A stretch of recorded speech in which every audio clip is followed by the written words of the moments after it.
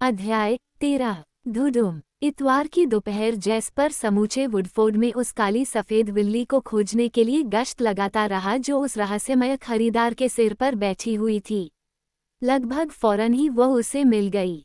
उसे ये देखकर भारी अचरज हुआ कि वह उसके पुराने अध्यापक मिस्टर मेली के घर की सामने वाली खिड़की में बैठी हुई थी।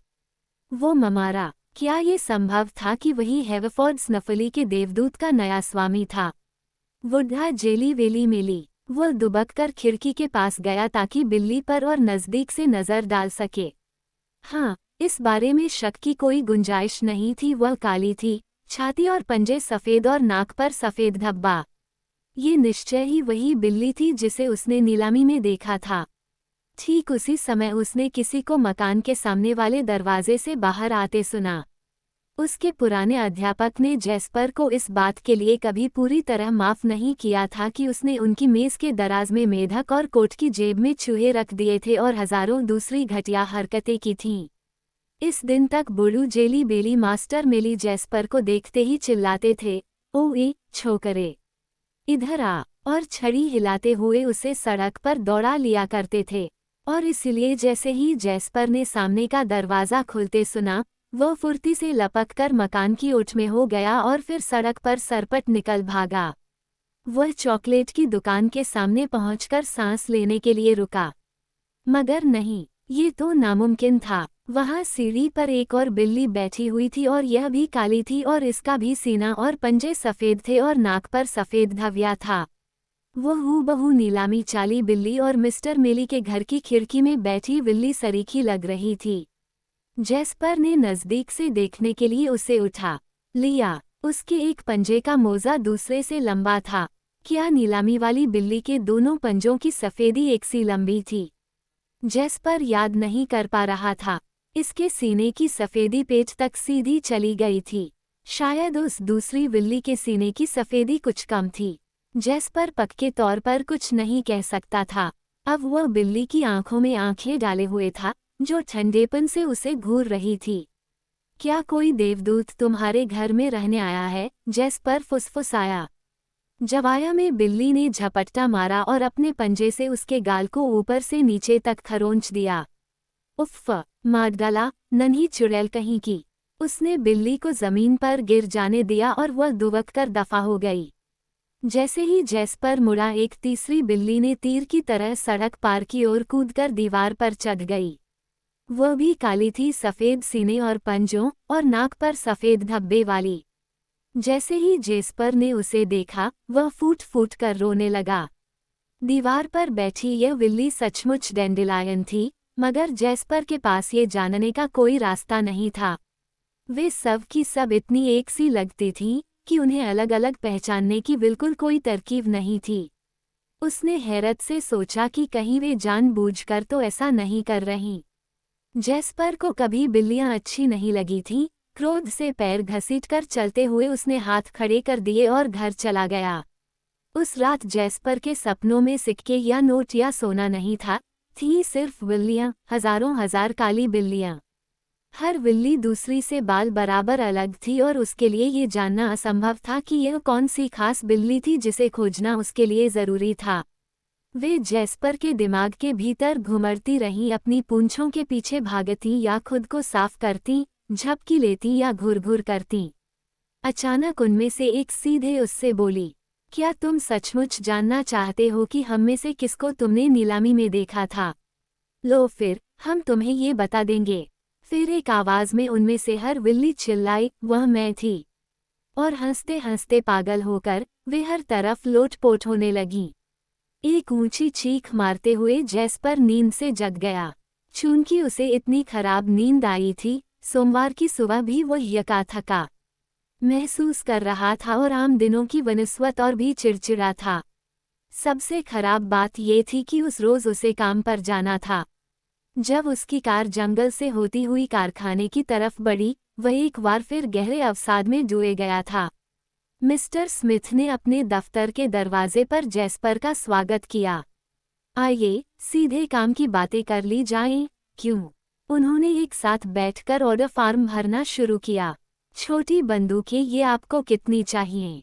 क्या मालूम? मैं आपको 4C दे सकता हूँ। दे दो। और स्टेन गनों के बारे में क्या ख्याल है, उतनी ही दे दूँ। दे दो। अपना निचला होंठ लटकाए बैठा जैस्पर दरअसल ध्यान नहीं दे रहा था। आखिरकार मिस्टर स्मिथ ने अपनी कलम रख दी। उस दिन नीलामी में जो हुआ, उस पर विश्वास करना मुश्किल था। उन्होंने कहा, मेरा मतलब है, रहस्यमय खरीदार। बंडल। सबको मालूम है कि वो यकीनन वही पियानो वाला बंदा है।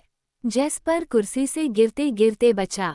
बानी वेरिंगटन। हाँ, वही, मिस्टर स्मिथ ने जैस्पर की तरफ टकटकी लगाए हुए कहा।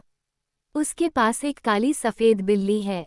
उसने उस छोटे से मोटे आदमी को, जो उसके यहाँ काम करता है, क्या तो नाम है, विल फलाना फुलाना, ये सौदा निपटाने के लिए भेजा था। वह अपराधी किस्म का है। हिंसक भी, जैसा कि अखबारों ने उसके बारे में कहा है। हाँ, बिल्कुल, टेढ़ी खीर है वो बंदा, एकदम। और स्मिथ ने सोचकर ही झुरझुरी ली। और सबसे ऊपर यह कि वुडफोर्ड में वॉनी वेरिंगटन ही है जिसके पास इतना पैसा है कि वह ऐसी बेतुकी चीज खरीद ले, जो उसके दिल को भा गई है। बेशक, आपको छोड़कर। और वे जैस्पर को देखकर मुस्कुराए, पल भर को अपना सोने का दांत झलकाते हुए। जो ये बूझ ना पाए, वह अकल से बिल्कुल पैदल होगा। मेरा मतलब है, ये तो एकदम साफ है न? एकदम साफ है, जैस्पर बोला, जिसका चेहरा बेहद पीला पड़ गया था। ये तस्वीर आपकी होनी चाहिए थी, मिस्टर स्मिथ ने नरमी से कहा। आपको लूट लिया गया जैस्पर। लूट लिया गया। वे कुछ पल खामोशी से घिरे बैठे रहे, फिर मिस्टर स्मिथ ने अपनी कलम उठा ली। बहरहाल, कहाँ थे हम? मशीनगने। वे ऑर्डर फॉर्म भरने का काम करते रहे, लेकिन जैस्पर को अपना ध्यान केंद्रित करना असंभव लग रहा था। कुछ देर बाद मिस्टर स्मिथ ने फिर अपनी कलम रख दी। कैसा बुद्ध हूँ मैं, उन्होंने कहा। यहाँ मैं उन्हीं पुरानी राइफलों और हथगोलों के बारे में पट किए जा रहा हूँ और आपको अपनी नवीनतम और सबसे सनसनीखेज सामान दिखाना भूले ही जा रहा हूँ। अपनी मेज के दराज से उन्होंने मटर के आकार की एक लाल सुर्ख चीज निकाली। उन्होंने उसे हाथ पर रख कर बढ़ाया ताकि जैस्पर उसे देख परख सके, और फिर वे उठ खड़े हुए। दोनों आदमी कमरा पार करके दरवाजे के पास पहुंचे। कारखाने के सभी दरवाजों की तरह वह मोटा और मजबूत था और उसमें एक भारी हैंडलदार ताला लगा था। मिस्टर स्मिथ ने चाबी घुमाई और फिर जैस्पर को हैंडल आजमाने का न्योता दिया, मानो कोई जादूगर श्रोताओं में से किसी को बुलाकर उससे ये सुनिश्चित करा रहा हो कि जिस डिब्बे से वह एक खरगोश निकालने वाला है, ये सचमुच बिल्कुल खाली है। अब ध्यान से देखिए। मिस्टर स्मिथ ने चाबी बाहर निकाली और ताले के सुराख में उस लाल चीज को दबाकर अंदर धकेल दिया।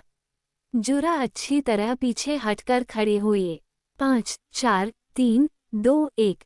धुडुम। मिस्टर स्मिथ और जैस्पर के बीच हवा में ये शब्द बड़े लाल अक्षरों में प्रकट हुआ और दरवाज़ा तेजी से चौपाट खुल गया।